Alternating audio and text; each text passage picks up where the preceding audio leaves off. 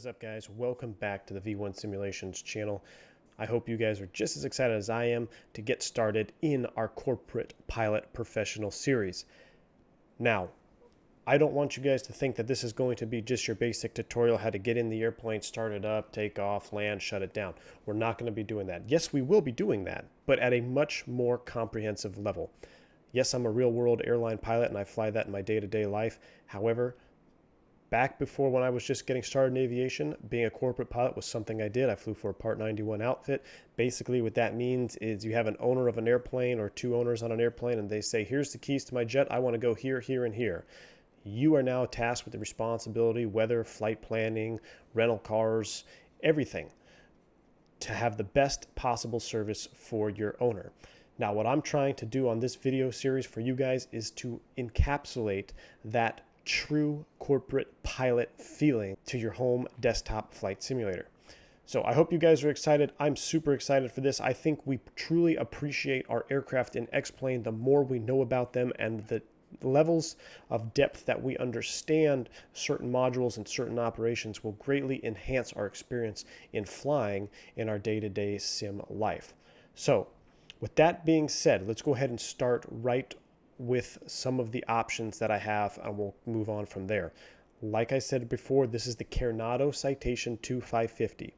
I flew the Cessna Citation 550 Bravo for the most part, which is the same airplane with some minor differences, such as slightly more powerful engines, a little bit different fuel tank layout, and of course the cockpit instrumentation layout was a little bit different in the Bravo as well. But the differences are so minimal that in X-Plane 11 you probably aren't even going to realize, or it's not even going to make that much of a difference for you in the sim. So now with that being said, let's talk about the setup here. I have one visual texture mod that is to reduce glossiness of some textures. I'll put a link in the description below. I recommend that. And then what I think is a must-have is the FTSim Fmod soundpack for this airplane. I'll put a link in the description below for that as well. The FTSim soundpack will really bring this airplane to life. I think it is really well done, and it really ups the level of immersion when you start flying this bird around. All right. Let's take a quick look at some controls and indicators here. I'm going to be flying this aircraft with my Honeycomb Alpha flight control yoke. Now, I do have some response curves, which I'm going to go over with you. I don't know if they override the control sensitivity settings or not, but I will show you my control sensitivity settings anyway, so you have a good idea of what I'm running. I know what the manual says. It says to turn stability augmentation off, but for some reason, I've done a lot of tweaking and practicing with this airplane specific. I feel that these are the best sensitivity settings for this aircraft to bring the handling characteristics to a real world level, with the limitation of it being a desktop simulator. Now, if you have really good rudder pedals, you probably won't have to have the stability augmentation or the yaw dampening that I have on mine. My rudder pedals are definitely been through the ringer and need some help. So I have slightly higher rudder augmentation on as well. Now, let's look at the response curves. Starting with roll, that's pretty much a linear curve all the way through. The Honeycomb Alpha flight control yoke has a fantastic roll axis. I don't think there's really anything to do there. I think I have just a tiny little detent right there in the middle, but other than that, it's pretty much a full linear curve. Where we do get some curves is in the pitch axis. In my opinion, the Honeycomb Alpha flight control yoke pitch axis is a little bit too stiff to really get those fine control movements in the forward and aft regimes. So what I've done is I've created a pretty hefty curve here to really minimize the output of the stick as I pull back on my actual hardware. When you get to this point, you're like, wow, that's a really steep curve. How is that realistic? In reality, you're probably not going to be pulling any more deflection on the yoke from either here or down here. Anytime you really start going up here, you're talking about some maneuvers in the airplane, which you might be doing for training purposes, but in day-to-day operations, you really aren't going to be moving your hardware much more than this regime right here. So that's what I'm rocking for the pitch axis response curve. All right, now that we have the house cleaning out of the way, I hope you guys are ready to start your training on becoming a true corporate pilot professional. Let's get into it. All right, so let's start with the basic pre-flight operation of the aircraft. We're not going to go over every little thing in detail. I just want to show you guys some key features of the Citation 2, so that way you can better understand and appreciate the aircraft that we're going to be flying throughout this training program. Starting here at the wing root of the leading edge, you'll notice that there is a little light here with on the fuselage. That is our ice light to determine if there's any ice accumulating on the leading edge of the aircraft. This aircraft happens to have a heated leading edge all the way to the wing tip. A lot of the Citations that you see out there, and including the one that I flew on the Bravo, you'll see a mixed operation of anti-ice and de-ice systems. A lot of times you're going to see a silver inboard leading edge followed by a black outboard leading edge. The reason for that is there's two different systems in operation. The leading edge here that is in silver would be a heated leading wing, and that is to prevent the accumulation of ice. The black or rubber boot that you might see is for ice accretion and to de-ice the airplane. You actually want to allow ice to build up, and then you break it off when you blow the boots. The reason that you don't have a black rubber boot all the way through the leading edge here is because if you have ice building up near the wing root and then you blow your boots, where's that ice going to go? It's going to go right back into your engines, and it can be ingested and cause damage to the engines. So all the aircraft you see are either going to have a complete heated leading edge like this, or they'll have a partially heated leading edge followed by a black de-ice boot. Moving out through the wingtip, or moving out to the wingtip along the leading edge, you're going to notice a couple of strips here. They're kind of hard to see, but they're modeled quite well. What these are stall strips placed on the leading edge of the wing. What these do, we allow the aircraft to stall at these positions first and let that laminar flow become separated from the wing. The designer, developer, Cessna, will determine the best place for the wing to begin its stall and have separation and maintain maximum controllability of the aircraft in the stalled configuration. After numerous wind tunnel tests, they will determine exactly where to place those stall strips. On this aircraft, there happens to be one here and right here. Continuing all the way out to our leading edge, we've got our fuel cap filler, or fuel filler cap there on the top of the wing. And we come around to our wing tip and light assembly. You'll notice there's this black wing tip fence here. This is to do a couple things on a couple different airplanes. Number one is to prevent the strobe lights flashing and getting into the cabin or the cockpit and creating discomfort for the passengers and crew. Two, on some aircraft that have that black leading edge de-ice boot, you will actually notice there's some white stripes on this little wingtip fence. If I can zoom across to the other side here, you'll see what I'm talking about. So on some aircraft, you'll actually see white strips here.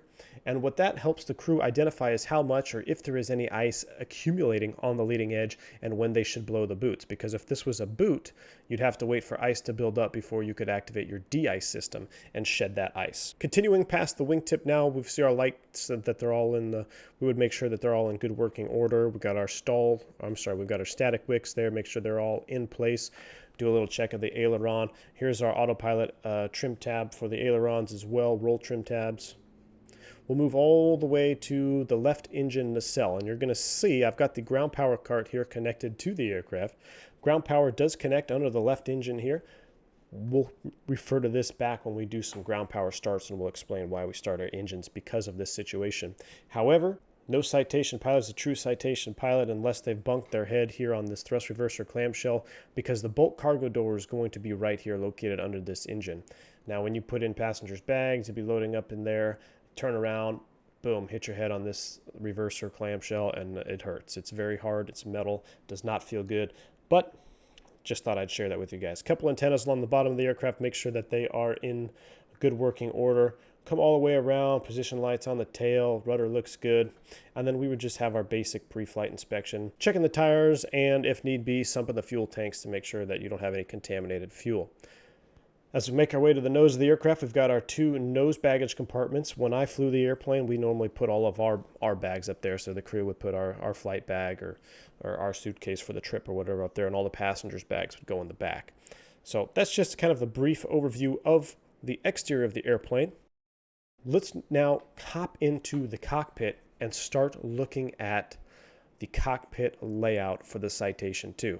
All right, now that we're back in the cockpit here, we're going to go over some brief cockpit locations so I can show you guys where there's some key systems and switches that you're going to need to know where they are before we get full-blown into the flight training portion of this series. Now, I'm not going to go over every single little switch in detail with you just yet, but we are going to have some significant systems discussion as we progress through the Corporate Pilot Professional series. But on this video, I want to show you guys just some key areas of the cockpit that you're going to be referencing quite a bit throughout flying this aircraft. We're going to start with the pilot front panel on the lower left-hand side. So I've made a little binding here so I can just go right to this location. This location is going to have all of our electrical, DC power, AC power, avionics power switches. Also, it's going to include anti-ice, de-icing systems, some exterior lights, fuel boost pumps, and fuel tank selection. Now, also, right in front of us here, we have our engine starters, which are little push buttons here into the panel with a starter disengage switch as well. This knob over here is going to be referenced probably in the next video. This is the rotary test knob. Basically, we rotate this knob around to test a bunch of different systems on the aircraft to make sure that they are operating. Typically, you'll do this on the first flight of the day, or maybe you haven't flown the aircraft in a while, depending on whatever your situation may be, but you're not going to be doing it every single leg. But you will do it on that initial flight probably of the day. Just above all these switches here, we have our voltage selector and DC amps and DC volts gauges. This is going to show us how much voltage is on the aircraft, whether it's from the right gen battery or a left gen respectively.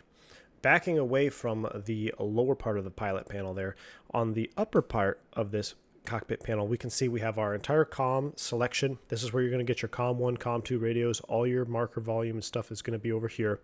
We have a chronometer and elapsed time, basically a stopwatch, OAT gauge. This gauge you may not be familiar with yet. If you are, it's an angle of attack indicator. This will come in handy when you are doing approach to landing or maybe doing maneuvers in the aircraft and you want to test some different limits of the airplane. This will be a good reference for you. And then you have your airspeed altimeter, bearing pointer over here, and a standby altimeter down here. Now, it is a standby altimeter because our primary altimeter is going to be located on the glass. So I'm going to go ahead and turn on battery power to the aircraft. We'll turn on AC power and avionics power since we are connected to the GPU unit outside. I'll reset the master warning there, and now you can kind of see the full outline of the cockpit. Looking at our HSI, there are several push buttons located on this universal HSI that you want to make sure you know where they are so you can select different sources if you're not familiar with this aircraft. But essentially you have a nav source selector, and a HSI, wind vector selector, time to go, heading, or wind XY readouts, and you can change bearing pointers. All your push buttons are located here at the bottom of the FMC, and it also includes a nice little pop-out for you as well from Coronado. You have your primary flight display here, which is pretty self-explanatory, and now we can move down to the lower right-hand side of the pilot panel. On the lower right-hand side, you're going to see the rest of our external lights. Anti-skid switch is located here by the landing gear. Notice our 3 green annunciator lights as well. And we also have a slew of internal cockpit lighting.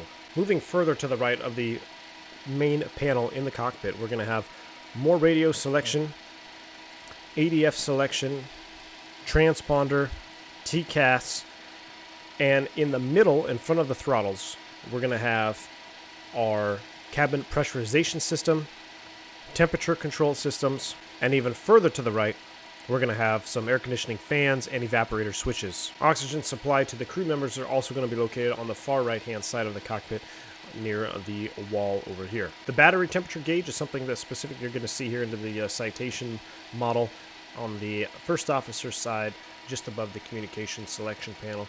Battery temp, it's exactly what it says. It measures the temperature of the battery. Now that we've looked at forward console of the cockpit, I want to explain something with the throttles. When you first get into your Citation CJ, you're going to notice that you can't move your throttles here. This is because the throttles are in the idle cutoff position. In order to move the throttles out of the idle cutoff position, there are 2 little levers here that must be raised. The throttles must come over the gate, and now they are in the operating position. You can see I can move my throttles freely. Now, to shut down the aircraft, you would lift the gates here and bring your throttles back into the idle cutoff position, and now your throttles are going to be locked in the idle cutoff position. You can bind these switches in your settings page here. You come to, I've got it bound to joystick, and they are on my Rhino throttles as well, but it is under Thuranda, throttle latch left, and throttle latch right. So again, if you have a hard time finding that, you're going to go down to Thuranda, switches, throttle latch left, throttle latch right. Those are how those switches function on the Coronado version of this airplane. Now in the center of the cockpit, you're going to have all your engine gauges and information, starting with our N1 fans for left and right, ITT, internal temperature of the turbine, fuel flow gauges. This is our N2 turbine here and digital readout. And then we have our fuel quantity, both left and right. Coming to the right of that, oil temperature and oil pressure gauges for the left and right engine respectively.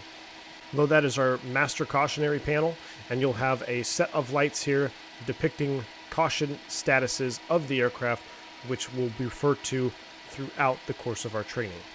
Alright, so now that we've done our little walk around the airplane, we've done a brief cockpit overview of where everything is located, the last thing I'm going to leave you guys with on this episode is some specifications of the aircraft that you need to be aware of.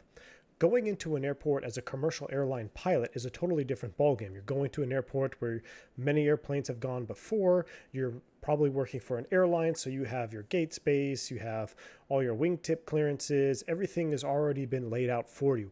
As a corporate pilot, that may not always be the case. Sometimes your guest may want to take you into a small podunk airport where you really don't know anything about, or you don't know how long the taxiways are, how wide the taxiways are, or runways are. So there's a couple specifications that are going to be a little extra important for you guys now that you're in corporate pilot training with me here on the channel. So first one I want you to take note of, and that's going to be the wingtip to wingtip clearance, 51.7 feet. Now, if I'm not mistaken, this might actually be out of my Bravo handbook, so I don't think that's actually different, but regardless, 51.7 feet is going to be your wingtip clearance. So let's just call it 52 feet. Another thing that you want to have kind of in your memory is 13.10 feet, or you could just call it 13.5 feet, is your wheelbase. So if you want to go into one of those crazy airports, maybe your customer or your client wants to go in somewhere that's maybe not traditionally serviced by jets, but you're in there with your Citation 550 and you think you can get the job done, you want to make sure that your airplane will actually fit on these airports. Now, there's a couple other limitations on here that you should take note of. One is 47.5 feet from nose to tail. That's the length. So you want to be looking at taxiways, ramps, things like that where you can park your airplane. So I'm going to leave you guys with that. Remember, now that you're a corporate pilot, you're not just going to be flying international airport to international airport. I want you guys at the end of this series to be confident in challenging your own abilities in becoming a true corporate pilot. I want you to go into airports that you would never think to go into because of this new citation that you're flying. Maybe you pick up a tiny airport that Orbix has, or one of your favorite third-party scenery developers. They have a small GA airport.